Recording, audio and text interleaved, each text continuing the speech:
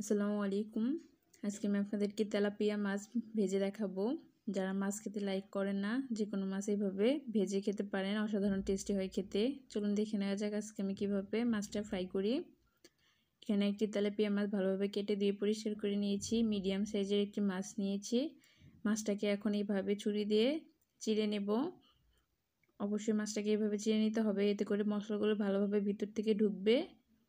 এখন মশলাগুলো রেডি করে নেব। এখন একটি বাটিতে এখানে পরিমাণ মতো সরিষার তেল দিয়ে দিলাম। 1 টেবিল চামচ পরিমাণ করে হলুদ, মরিচ, ধনিয়ার গুঁড়া দিয়ে দিলাম।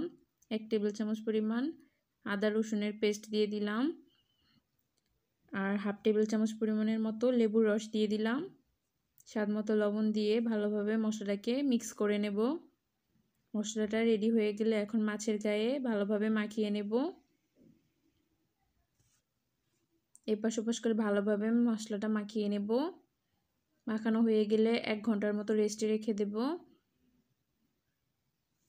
রেস্টে রাখলে মাছের ভিতরে মশলাগুলো ভালোভাবে ঢুকবে আর টেস্টটাও বেশি আসবে। এখন মাছটা ফ্রাই করে নিব। প্যানে পরিমাণ মতো সরিষার তেল দিয়ে দিলাম।